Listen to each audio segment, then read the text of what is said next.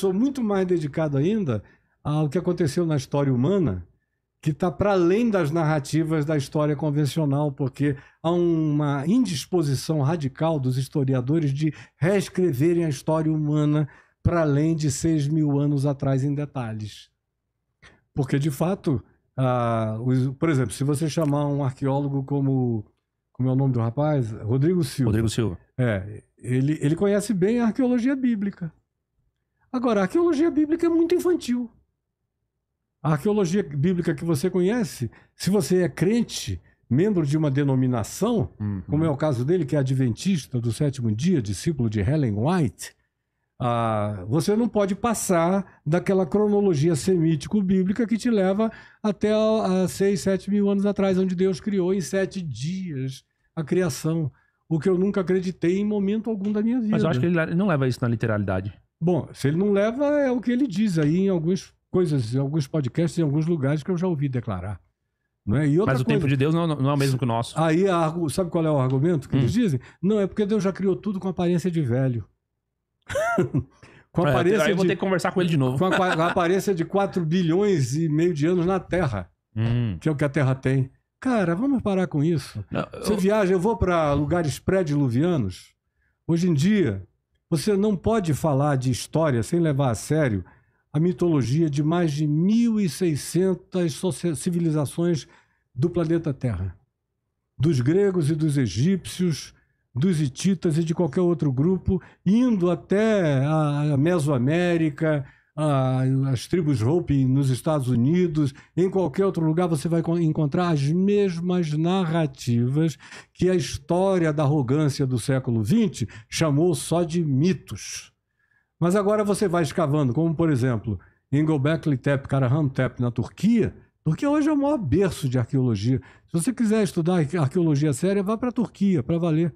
Porque com arqueologia de ressonância, você encontra abaixo da visibilidade do solo, da terra, bem abaixo, mega estruturas como a de Göbekli Tepe, que é desde o tempo da última era do gelo, com sofisticação extraordinária. Se você for levar em consideração as histórias da história convencional, da antropologia ortodoxa, convencional e conservadora, os homens estavam começando, os Homo sapiens sapiens, estavam começando a pular das árvores para serem caçadores-coletores, atrasados, usando instrumentos paupérrimos e simples. E o que você encontra em Göbekli Tepe, de maneira irrefutável cientificamente, com 12, 13, 14, 15 mil anos de idade constatável, não dá para fazer sem equipamentos de uma sofisticação extraordinária, com escultura em alto relevo, em baixo relevo, pedras e rochas pesadíssimas, simétricas, bem desenhadas. Eu não estou falando porque eu li, eu fui lá, passei tempo olhando, vendo, estudando, tanto lá quanto em Karahan Tepe, quanto em outros lugares onde eu costumo ir. Cada vez mais eu vou menos para os lugares de arqueologia da Bíblia, porque a Bíblia é um livro muito recente comparado com a história da humanidade, constatável, pesquisável e estudável. É um livro onde tudo que se diz na Bíblia é verdade. É verdade. Eu não tenho a menor dúvida disso. Eu estou indo para a região da Palestina, também chamada de Israel, dependendo da área, desde os anos 70 que eu vou. E eu me faço acompanhar dos melhores arqueólogos judeus, como o Dr. Gabriel Barcaí, que foi um dos maiores descobridores de arqueologia de ponta naquela região, aprendendo essa arqueologia. Agora, devagar eu fui vendo que, à medida em que eu comecei a ir também muito para a Turquia, nos anos 80, eu fui vendo que eles não tinham ainda escavado nem 1 nem 2% do que estava ali embaixo. Agora, eles já escavaram bem mais. Mas eles encontram megalópolis, que são idênticas a Göbekli Tepe e Karahan Tepe, uma ao lado da outra, num espaçamento de quase 200 quilômetros de sequência. São Paulo tem quanto de linha reta? Tem bem menos. 60, 80. É, bem menos. Sim, 200 quilômetros de cidades daquela natureza de estrutura pesada, sofisticada, complexa. É. Quem era o serzinho e queria cortar pedras mais duras do que os instrumentos humanos de caça? Então são explicações para as quais eles não têm, como a história humana vai ter que ser totalmente reescrita, cara. Tá tudo num atraso absurdo. Muito legal. E eu fico chocado mesmo. Agora, se eu vier aqui com sacana, eu não estou querendo brigar nem sair no palco com ninguém. Eu sei. Eu sou um homem educado, eu gosto de uma conversa inteligente. Agora, eu não boto o galho dentro em relação a tudo aquilo que eu sei que sei. Na década de 70 você já ia para Israel? Para Israel. Eu levei mais gente para Israel do que qualquer outro brasileiro na história. E quem foi comigo para Israel não foi fazer peregrinação religiosa. Foi estudar história, geografia, arqueologia, com aplicação bíblico-existencial na definição final. Mas eu sempre partia do pressuposto da constatabilidade histórico-científica do processo. Quando começou a Igreja Universal falando nisso? Começou no final dos anos 70, eu creio. O Edir Macedo chegou aí com você alguma vez? Não, o Edir Macedo sempre foi água e óleo em relação a mim. Todas as nossas conversas foram conversas de antagonismo total. Sim, ele não crê de fato em Jesus. Ele não crê nem em Deus. Eu já ouvi o Edir Macedo dizer, Deus, com alguém lá, disse assim, se Deus quiser, com a graça de Deus acontecer, Deus não, Deus é lá para os outros, para a igreja, aqui Deus sou eu, quem manda sou eu. Os maiores ateus, aliás, os únicos ateus que eu conheci na vida são pastores ou padres, que ficam escondidos sob batinas, sob colarinhos clericais e atrás de púlpitos, enganando essa população, essa manada de alienados, mas eles próprios não creem em Deus, porque se crescem, eles não agiriam de maneira perversa como agem. Como que a Igreja Universal ficou tão grande? Porque é fácil, quanto mais mentira, mais cresce. Foi Jesus que disse isso.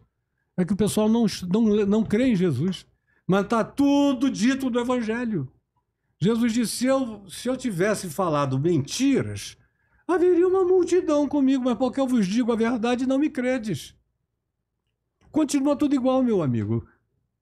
Se você quiser crescer na internet, fale um monte de idiotices. Você vai bombar para milhões e milhões e milhões. O que é um mistério extraordinário, eu acho uma graça divina incomparável, é você ir falar a verdade e ainda ter milhões de pessoas te vendo. É dificílimo. Porque há um bloqueio, há um negacionismo cognitivo subjacente na estrutura da mente humana, que é um negócio chocante. Eu estava falando sobre esse grande OVNI que a gente viu ali. No dia seguinte, todo mundo falava, todos os jornais. Um mês depois, você tinha que perguntar. Rapaz, você lembra que coisa chocante? Aí o pessoal, pois é, aquele negócio é inexplicável. Um ano depois, você puxava o assunto, tinha gente que dizia, eu não gosto nem de me lembrar daquilo. 10 anos depois, você dizia, você lembra? Você estava lá comigo, do meu lado. O cara diz, olha, tudo que é inexplicável, eu faço tudo para esquecer. É assim que a mente humana funciona na maioria das vezes. Pouca gente gosta de ficar de olho aberto do princípio ao fim do processo. Pouca gente, se você me disser, se vier um asteroide para cá, para a Terra, e não tiver meio de destruí-lo, até ele se chocar com a Terra, o último lugar para o qual eu irei, porque não haverá salvação também, não faria nenhum sentido, é para debaixo da terra, para me esconder, para fechar os olhos. Eu ia ficar de olho aberto até o final, até a última constatação sensorial que eu pudesse ter. Eu não tenho medo de nenhuma verdade e de nenhuma discussão sobre o que seja verdadeiro, cientificamente constatável, seja historicamente demonstrável, o que a gente possa palpabilizar, o que a gente possa demonstrar. Tudo isso é o que mais me atrai. O que não é assim, eu fico vendo a multidão, todo mundo hoje é mestre, é professor, vai e falam coisas chocantes. Não, eu recebi uma revelação de um ente, de uma nave espacial que me disse isso, me disse aquilo outro, aí vem essas explicações subjetivas, como você disse aí, eu não levo nenhum desse pessoal a sério. E olha, eu creio nas multidimensionalidades todas. E a partir de constatações minhas, a partir de teorias de natureza científica e, sobretudo, a partir do testemunho bíblico. O ensino do Evangelho de Jesus, o que Jesus ensinou, propôs, encarnou, viveu, gestuou, apresentou e mandou que fosse obedecido, isso não existe praticamente em lugar nenhum, porque se existir, vai ficar na marginalidade do processo. A coisa mudou de uma maneira tão horrenda que vocês que chegaram e estão vivos de algumas décadas para cá não têm ideia de como um dia o Evangelho já foi no Brasil e do que ele se tornou. Vocês só conheceram esse lado da pocilga. Vocês só conheceram o chiqueiro do negócio. Meu Deus. Só conheceram o esgoto de Paris. Mas tem gente que faz trabalho sério. Agora, não tem não? Mas não são conhecidos. Onde é que eles estão? Ou então você tem gente que se apresenta com fachada séria, mas nos bastidores é tudo mentira. Tudo mentira. Ou uma incoerência brutal, enorme. Como eu vejo por aí, pessoas querendo se apresentar numa perspectiva de eu sou culto e sou uma pessoa cientificamente preparada. Mas se você perguntar quando é que Deus criou o mundo, ele vai dizer que foi há 6.000 anos atrás. Aí como é que você pode ser arqueólogo e dizer que Deus criou o mundo há 6.000 anos atrás, se só a cidade de Jericó, que é uma bobagemzinha infante de creche de arqueologia, tem 8.000 anos de idade? O Homo Carmelos, lá em Israel, tem 120.000 anos de idade, era Homo sapiens sapiens. Eu estou vindo agora de Göbekli Tepe, Karahamtep, Derinkuyu, que lá na Turquia, que tem 12, 13, 15.000 anos de idade, antes da criação do mundo, conforme a narrativa bíblico-semítica. Então, até os que vocês, desculpe eu ser franco do jeito que eu sou, até os que vocês consideram mais preparados, para mim é tudo um monte de gente que eu não levo em consideração, porque quando você espreme, eles não têm argumento. E não conseguiriam ficar na minha frente para uma argumentação de qualquer nível ou ordem, de perspectiva bíblica, teológica, arqueológica, científica, genética, histórica, não aguentam. O senhor é um homem muito sábio, isso daí todo mundo sabe. As pessoas realmente colocam você como... Você tem... Na sua trajetória provou isso, né? Você, na época que você começou a ter esse pensamento, o que você via que te incomodava? Já existia uma certa verticalização da fé daquela época? Já. Isso é antigo. Nunca não houve. Nunca? Nunca. Nunca é uma palavra meio forte. Né? Nunca. Mas é nunca. Você tem o Evangelho de Jesus e, num certo sentido, sem absolutizações tão intensas, mas Nietzsche, num certo sentido, tinha razão quando ele disse que o único cristão que existiu foi Jesus. O Evangelho morreu na cruz, né? Morreu na cruz, É o que ele disse. Então, mas ressuscitou de entre os mortos em Cristo. Aí você tem apóstolos sinceros que deram a vida pelo Evangelho. Veio uma segunda geração, já com algumas pequenas complicações, no 2º século. No 3º século, continua a haver pureza de pregação do Evangelho, mas já com alguns grupos tentando fazer conciliações com as várias manifestações das filosofias gnósticas, algumas que admitiam promiscuidade de vários tipos, outras que diziam que só haveria salvação se você aprendesse algumas doutrinas gnósticas sem as quais ninguém seria salvo, até que veio a erupção do vulcão constantiniano no 4º século, e aí surgiu o cristianismo. Jesus não fundou o cristianismo. Jesus não fundou nada. E a igreja que Jesus fundou é um termo utilizado do mundo grego, eclésia, que era usado para qualquer convocação humana. Era um termo que definia apenas ajuntamento, congregação. Então, quando Jesus fala de igreja, parece que é um termo que um anjo trouxe do céu, santificou, batizou, separou. Não, o mundo grego usava há séculos a expressão eclésia para definir qualquer convocação que o procurador, o procônsul, o governador, uma ordem imperial que fosse dada e fosse cumprida, e se convocava o povo para a praça, para a ágora, para uma reunião onde os ditames e os protocolos, as legislações novas fossem ali colocadas, postas, imputadas, era uma eclésia. Agora, isso foi transformado numa expressão mágica. Então parece que Jesus fundou casinhas, pequenas casinhas, sem as quais Deus não habita. E quando o Evangelho inteiro, desde o Velho Testamento, você ouve os profetas, que não houve um que tenha morrido de velho. Os israelitas mataram todos esses profetas que a gente vê na Bíblia. Eles não morreram com a cabeça branca, nem nada disso. Morreram apedrejados, presos, ou como Isaías, cerrado pelo meio pelo rei Manassés. Todos eles tiveram fins trágicos já no Velho Testamento. E os apóstolos de Jesus no Novo Testamento, o único que não morreu de morte violenta foi o apóstolo João, que morreu exilado, como exilado político, na ilha de Patmos, lá no litoral da Turquia, mas é uma ilha grega. Então, de Constantino para cá, tudo que você vê é a mesma corrupção. Ou seja, a realeza, seja de que natureza ela seja, monárquica, imperialista, ou feudal, ou qualquer uma em qualquer tempo, ou republicana, ou presidencialista, onde quer que haja uma manifestação de poder, você tem ali a igreja abençoando e buscando poder e querendo conluios com essas forças, porque os cristãos que tinham sido tão perseguidos no Império Romano, não o tempo todo, mas houve perseguições violentas, Calígula, Nero, Domiciano, houve vários violentos. Tinham ficado tão traumatizados que quando chegou Constantino dizendo, olha, não vai ser mais assim, e ele chegou por uma estratégia política, porque o escriba dele, chamado Lactâncio, disse a ele, o único instrumento de capilarização que pode existir no Império para provocar união, no Império que já estava dividido entre Oriente e Ocidente, com fragmentação, com sede em Roma e com sede depois em Constantinopla, que pode juntar as partes desse Império, é o movimento cristão, que não era chamado de cristianismo. Jesus nunca fundaria nada que tivesse o sufixo ismo. Todo ismo é sistêmico, é fechado, é amuralhado, é blindado.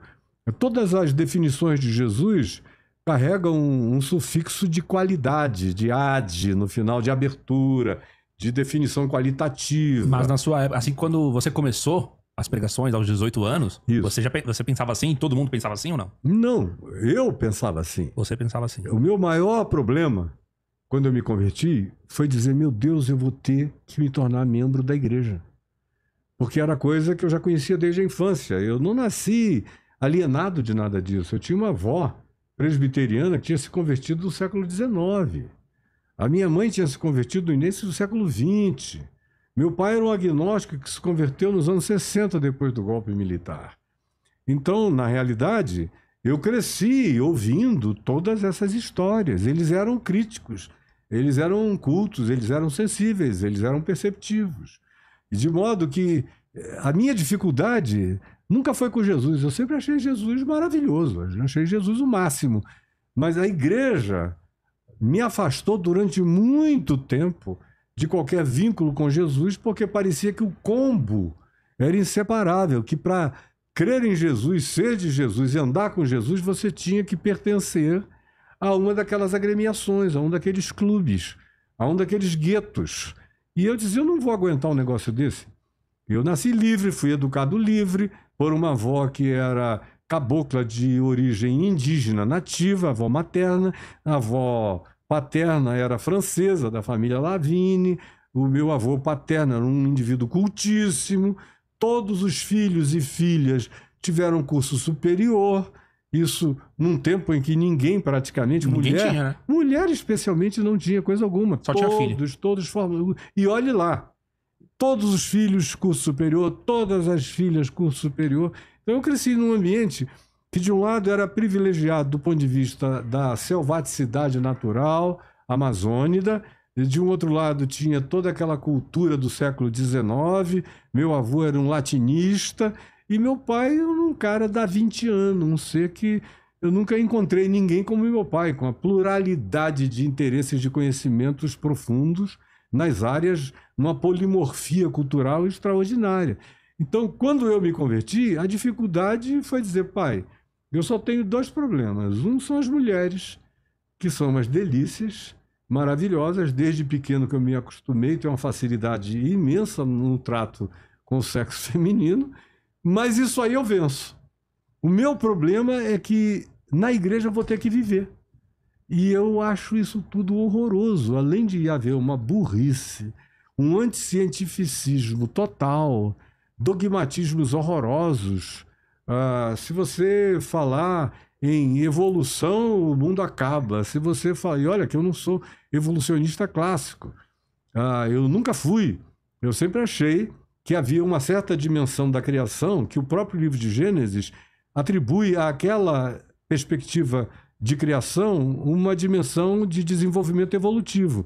Mas, ao mesmo tempo, eu sempre criei que havia elementos de natureza de uma intervenção superior, sem a qual nenhuma evolução chegaria aonde chegou. Mas o meu grande problema com a igreja eram os usos, os costumes e, além do que, a gente já conhecia uma quantidade enorme de eclesiologias dinásticas, do pastor que ia transferindo aquilo para o filho, para outro filho, para outro filho, de modo que era uma sequência de poder. Só que naquele tempo, eu já sou pastor, vai fazer 52 anos. Naquele tempo, era tudo muito menor. Eram algumas igrejas pentecostais, ainda não existia o fenômeno neopentecostal. Eram algumas igrejas pentecostais, mas as presbiterianas ainda eram igrejas muito sérias, as batistas, metodistas, anglicanas, luteranas, as que tinham origem histórica reformada do século XVI, ou a metodista, com os seus 200 e tantos anos de existência desde John Wesley. Eram grupos bem estruturados, mas, na maior parte das vezes, a cabeça muito estreita. E eu cresci no meio do movimento hippie, tomando ayahuasca. Já tinha ayahuasca naquela época? Nunca não teve, né? Os índios já usavam o tempo todo, e eu nasci no Amazonas, meu amigo. Isso é verdade. Nasci no Amazonas, chá de cogumelo, o baseado era brincadeira. Com